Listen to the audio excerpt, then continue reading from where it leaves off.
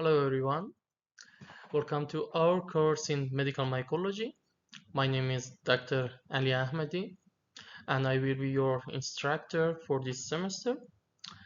Before we begin with the fascinating world of fungi, I need to explain the course structure and role under our current situation. Our theoretical session will be delivered offline as a video file. I will upload one video per week for you. We will have a total of 8 theoretical sessions. At the end of the course, there will be multiple choice theoretical exam. This exam will cover only the materials from this video lecture. For now, there are no practical sessions, either online or offline. We are waiting to see if the situation becomes safe. If conditions allow, a practical session will be held in person at a later date. Because of this uncertainty, the role for the practical exam will be announced later once we know for sure if and how practical classes can take place. So for now, please focus only on the theoretical session. Alright, let's start our journey into the medical mycology.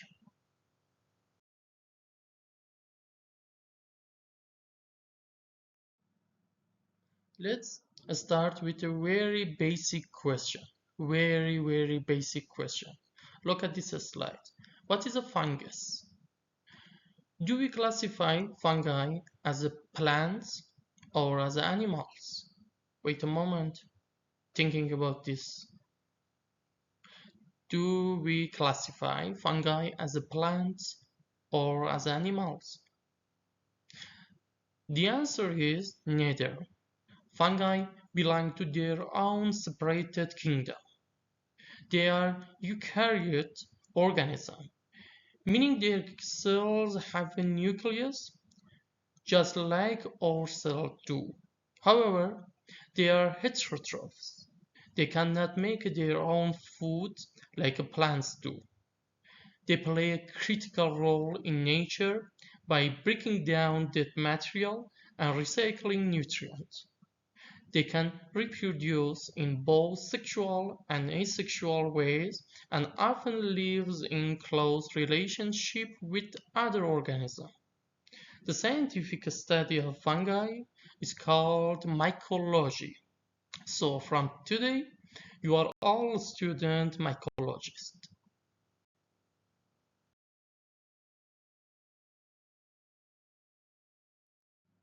So when fungi cause disease, we call it a mycosis, plural mycosis. This disease can be as simple as a skin infection, like athlete's foot, or they can be very serious, life-threatening, invasive fungal infections. Invasive fungal infections, in short, IFI. The numbers are startling.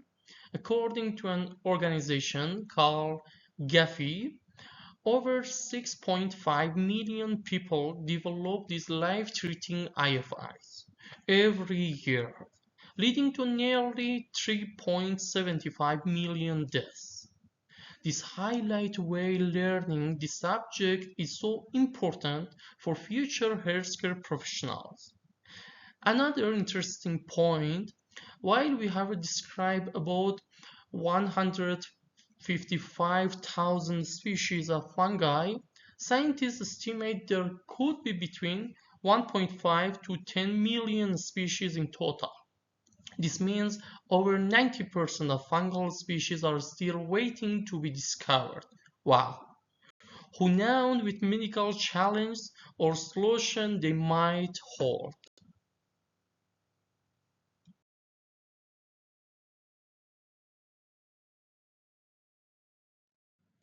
Now, with millions of fungal species out there, you might be worried, but don't be. Out of all this vast biodiversity, only a few hundred species can cause disease in humans. And among these, a small number can infect healthy people. Healthy people means we call them immunocompetent individuals.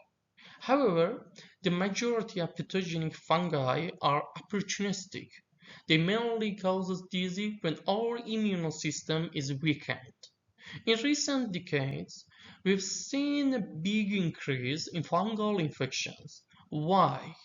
Because of factors that compromise the host's immunity, such as immunosuppression for transplants, chemotherapy for cancer, long-term use of corticosteroids, or simply spending a long time in hospital, especially long-time stay ICU.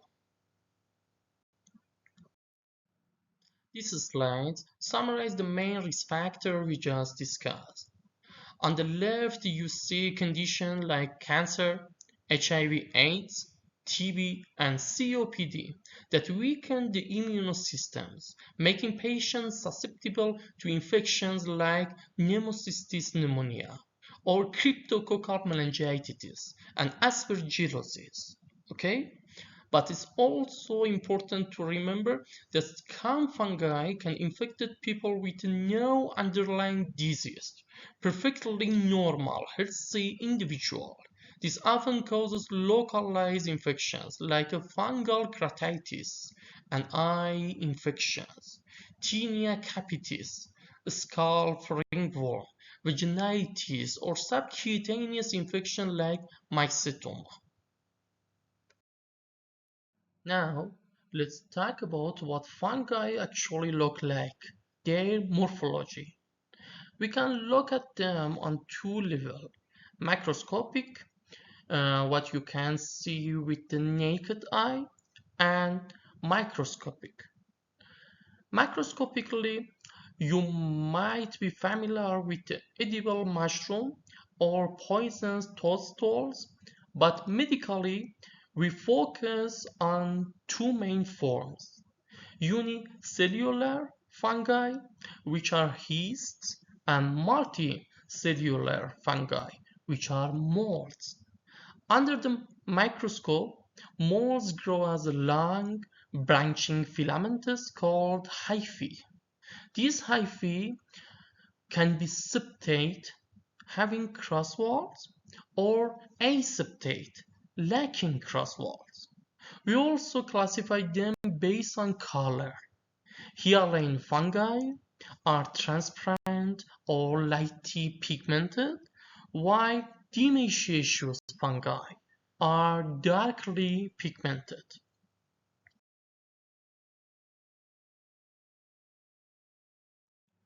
Let's go deeper. Yeasts are single cells that reproduce by budding, like a little bubble popping out. Filamentous fungi from those multicellular hyphae we just mentioned. Then we have a very clever group called dimorphic fungi. These fungi can change their shape depending on the temperature. In the human body, at the 37 degrees, they grow as yeasts. But in the environments at the room temperature, like 25 degrees, they grow as molds. This dimorphism is a key virulence factor for many important pathogens. The bottom of this slide shows a detailed diagram of the fungal hyphae. It has many organelles similar to our cells: a nucleus, mitochondria, endoplasmic reticulum, and protective cell wall.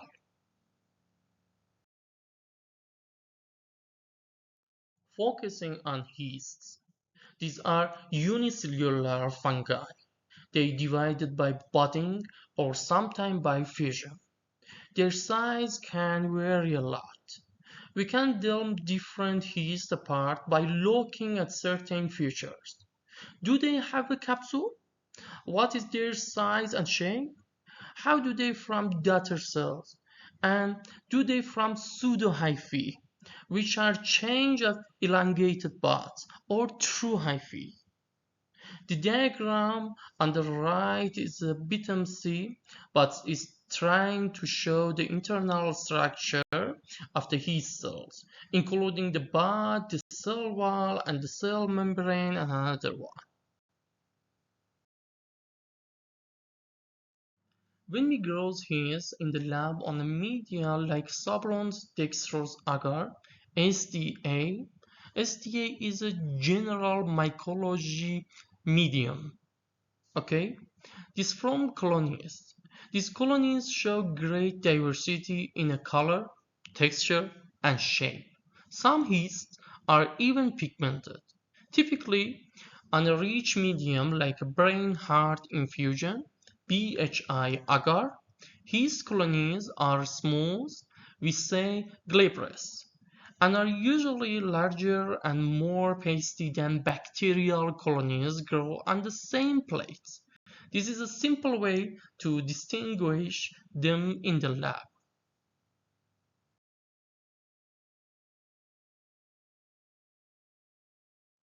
Yeasts are not always simple round cells.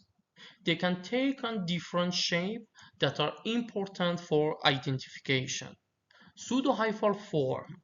This is when budding yeast cells elongated but don't detach, forming a chain that look like a hyphae, but you can still see the constrictions where the bud form. True hyphal form. These are genuine parasite branching filaments that grow from a germ tube. A classic example is a Candida albicans. It can exist as a simple yeast, as a pseudohyphae, as a true hyphae, which is part of what make it a successful pathogen. This slide continues our discussion on the diversity of yeast cell shapes.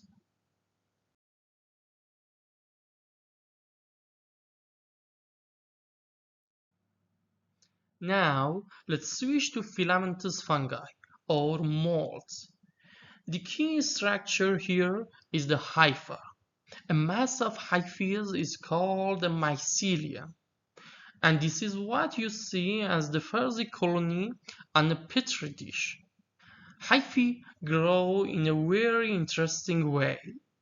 They extend only at their tips. Think of it like a train lying down its own track. Vesicles carrying wall building materials travel to the tip and fuse with the membrane, allowing the hypha to extend. Unlike animals or plants, fungal mycelia have no predetermined size or age. They can grow indefinitely if conditions are right.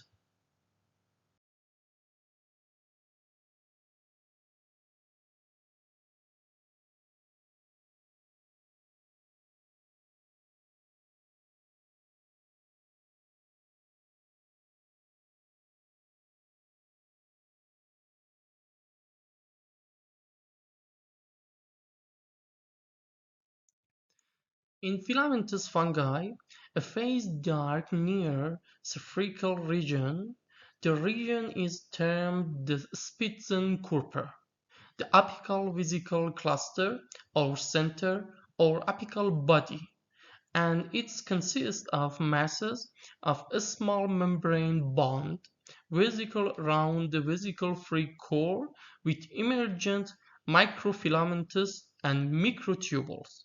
The Spitzenkörper contain differently sized vesicles derived from Golgi bodies, either large vesicle or microvesicles with varying composition. It orients to the side as the direction of a tip growth change and disappears when growth ceases. These vesicles supply center and involve in the wall extension and hence tip growth, branching, clamp connection formation, and germ tube formation. There are two main types of hyphae based on their internal structure. Number one, choanocytic hyphae.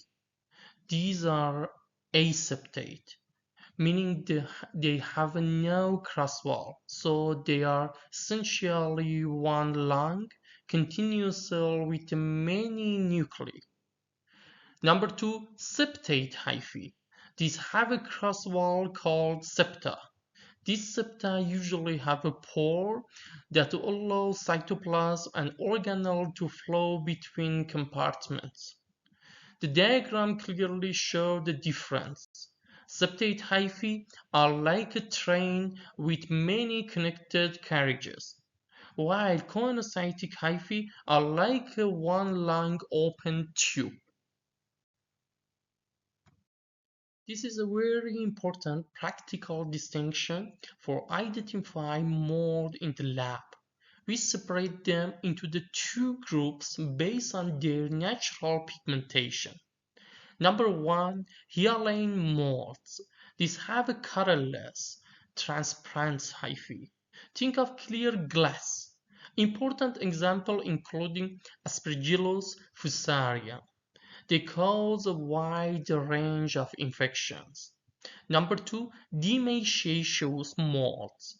These have a darkly pigmented hyphae, usually brown or black, due to melanin. Examples are Alternaria and Cladosporium. They can cause infection called pheohyphomycosis. So, one of the first questions in the mycological lab is it healing or demaciations?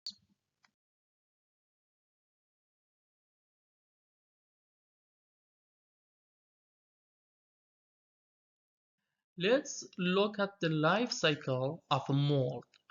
It starts with spore. Think of a spore as a seed. It's the reproductive unit, and very importantly, it's often the primary infections particle that we inhale or that lands on our skin. When a spore lands in a favorable environment, it germinates. It absorbs water and nutrients and begins to grow a small outgrowth called a germ tube. This is the beginning of the new fungal colonies.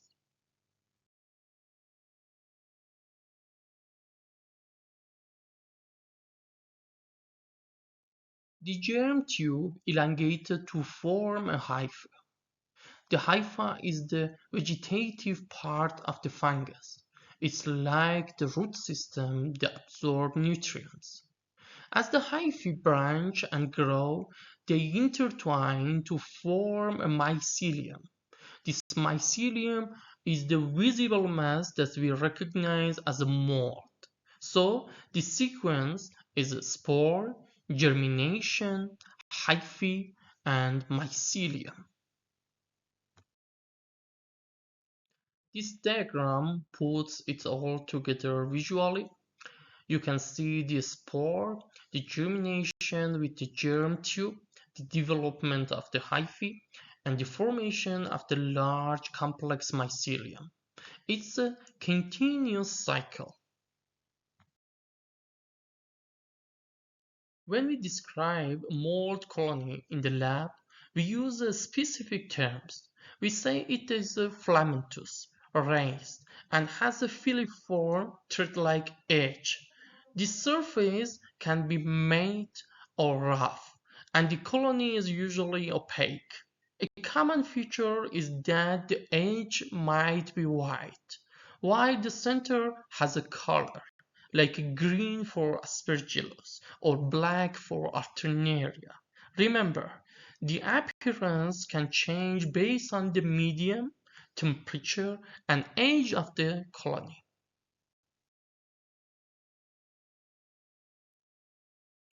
We briefly mentioned dimorphic fungi earlier. These are medically very important. They can switch between two forms. The mold form in the environment at 25 degrees and the heat formed in the human body at 37 degrees. This switch is regulated by temperature, CO2, and other factors. Some of the most significant dimorphic pathogens are listed here: Histoplasma, Blastomyces, Coccidioides, Paracoccidioides, and Spiritrix species. Remember this name. These are the key systemic or subcutaneous pathogens. This slide shows a very complex, detailed schematic of the fungal cell's ultrastructure.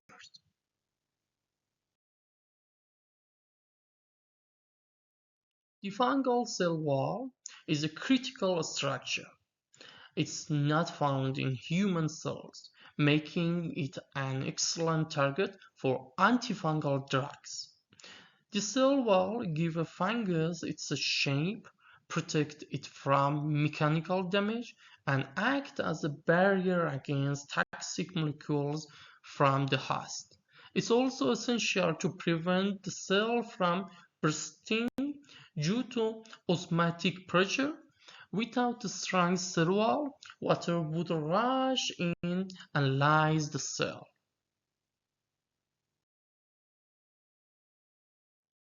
So, what is the cell wall made of? It accounts for 15 or 30 of the cell's dry weight. The main components are polysaccharide, about 70 to 80%. Chitin provides rigidity like the steel beam in the building. Glucans, mainly beta-1 or 3-glucan, which form the structure backbone. This is a key drug target for especially echinokindin classes antifungal. Mannans, these are important for immunorecognition. Note that the change from yeast to mold form, like dimorphic fungi, involves remodeling of this component, not just a simple increasing in one type. The other components are protein, 10 to 20%. Many are monoprotein that are anchored to the wall.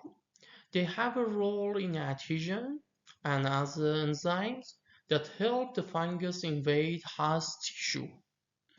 Lipids, about 5%, a minor compound, but they contribute to the wall's hydrophobicity and interaction with the host cells.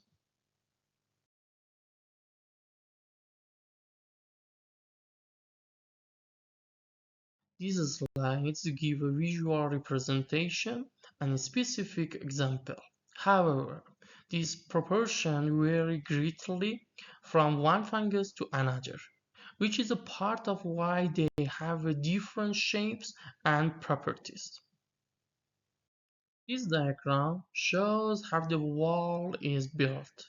Enzymes like chitin synthetase and beta-glucan synthetase are embedded in the plasma membrane. They synthesize the core component, which from a matrix. On the outside, there is a glycoprotein-rich layer. Importantly, we have a drug that inhibits this synthesis. Echinokindins class antifungal inhibit glucan synthesis.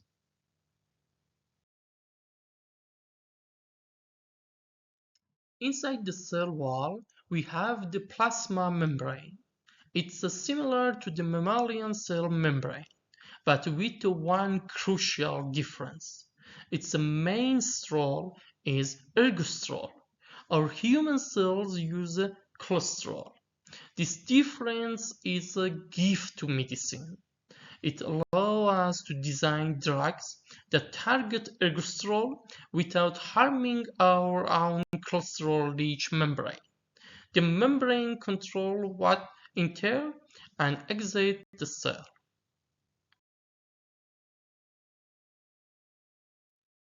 This is one of the most important slides clinically. The ergosterol is the membrane is the bullseye for many antifungal drugs. Polyines like amphotericin B bind directly to ergosterol, creating pores in the membrane that leak essential molecules, killing the cell. Azoles, like fluconazole, itraconazole, inhibit an enzyme called 14-alpha demethylase, which is needed to make ergosterol. Without ergosterol, the membrane becomes leaky and dysfunctional. This excellent diagram summarizes the major antifungal drug targets we have discussed. Echinocandin class target beta-103 glucan synthesis in the cell wall. Azole target ergosterol synthesis in the membrane. Polyamines target ergosterol itself. Allylamines, like terbinafine, target an earlier step in ergosterol synthesis. Please take a moment to study this. It's a very highlight for your exam.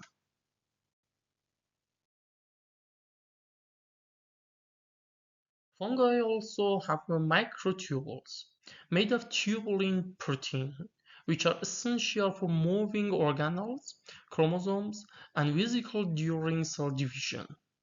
The drug grisopholuene, used to treat skin and nail infection, bind to tubulin and disrupt these microtubules.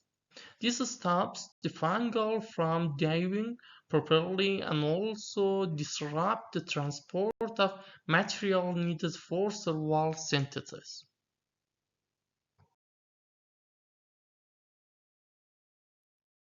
The nucleus confirms that fungi are eukaryotes.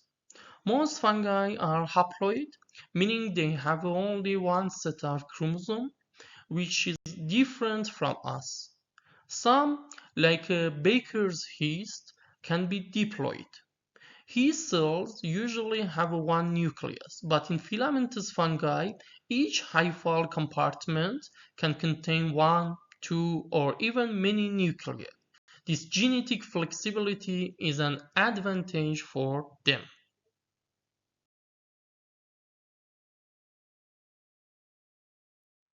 How do fungi eat?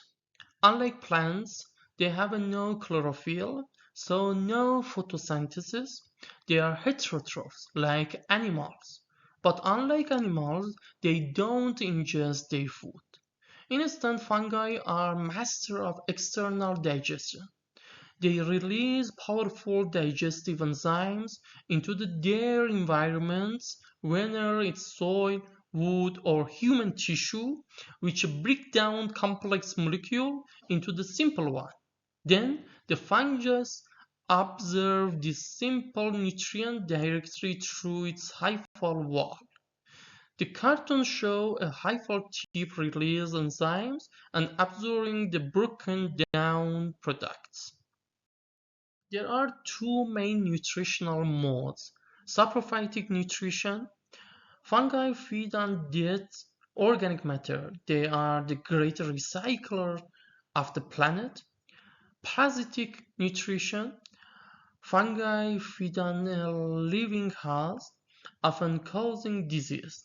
The fungi we study in medical mycology are primary parasites. Also, like animals, fungi store their energy as a glycogen, not as a structure like plants do. This slide is so important. For growth, fungi need specific nutrients. A carbon source best is the glucose. A nitrogen source from amino acids or aminiums. Mineral like potassium, iron, and another one. Purine and pyrimidines for making DNA or RNA. Vitamins like biotin to help enzymes function. This is why culture media in a mycological lab contain these components.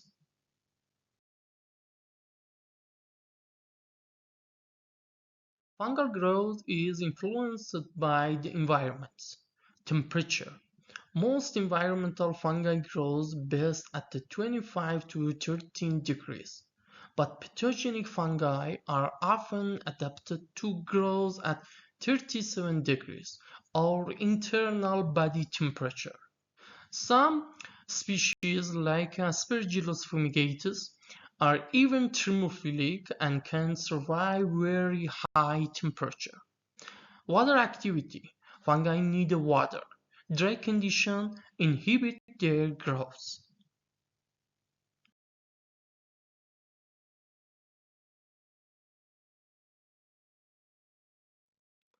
Other factors include pH. Most fungi prefer slightly acidic condition, pH 5.6 to 6.8.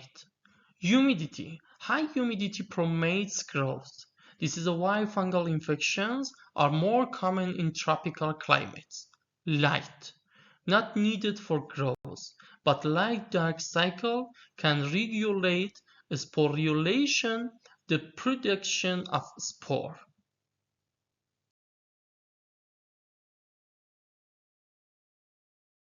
Fungi reproduce in two ways, asexual or sexual. Asexual reproduction, this is the most common in clinical infections. It's a quick, efficient, and produce clones through the spore called conidia. It's ideal for rapid spread. Sexual reproduction, this is more complex, involve the fusion of nuclei and produce genetic variation through the sexual spore.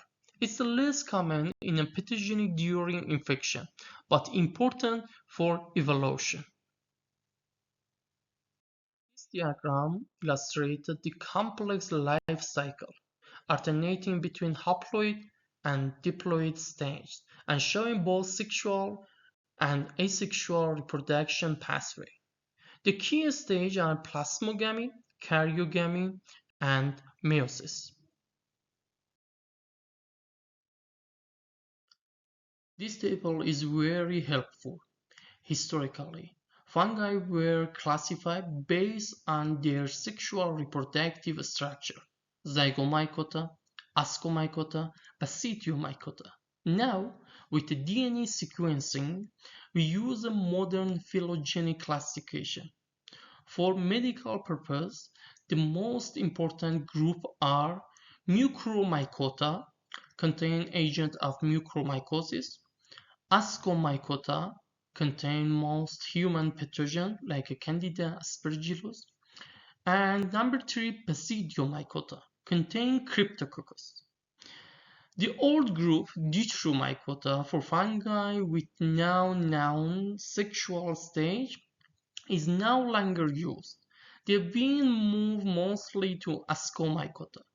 Biological classification or taxonomy organizes life into the hierarchy. The main level from broadest to most specific are kingdom, for example, the fungi kingdom; phylum, the first major division within a kingdom; and class, order, family, genus, a group of the closely related species; and species, the most specific unit. When we refer to the specific organism, we use its genus and species name. This is the binomial nomenclature system. Okay? This is a very important rule that scientists follow all over the world. The genus and species name are always written in italic. Notice that the first letter of the genus is always capitalized, while the entire species name is written in lowercase. Why is this rule so important? Because when anyone, anywhere in the world, is reading a text and seeing a name written like this, Candida albicans, they immediately know without a doubt this is referred to a specific biological organism. It's a universal scientific language. Where do fungal infections come from? There are two sources, endogenous or exogenous.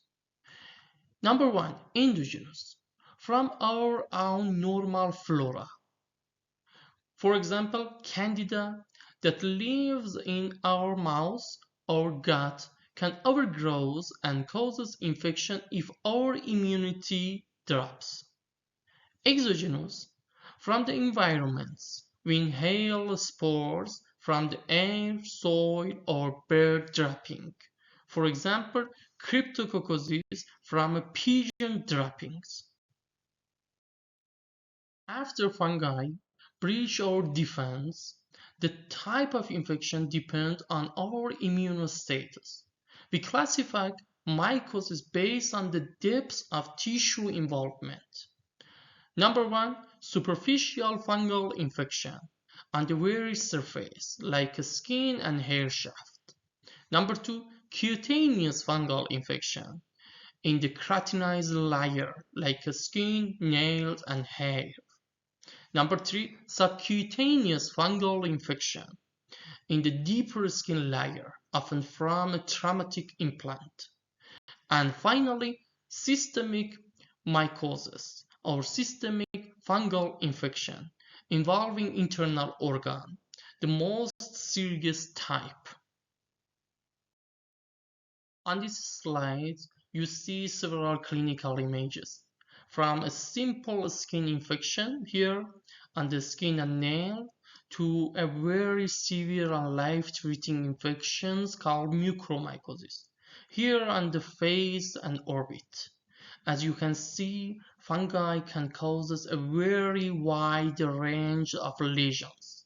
They can be superficial, deep, localized, or disseminated. Some are mild, some are extremely aggressive. We will discuss each of these diseases in detail in the coming session, their causes, risk factor, clinical feature, diagnosis, and treatment. But for now, just remember this one message. Fungi are not just a simple skin infection. They can be dangerous. The names of fungal infections are usually logical. They can be named after the infected site, like otomycosis, ear, or onychomycosis, nail, dermatomycosis, derm. Or they can be named after the causative agent plus the suffix osis or cis. Suffix osis or and cis means disease, like aspergillosis from aspergillus or candidiasis from candida.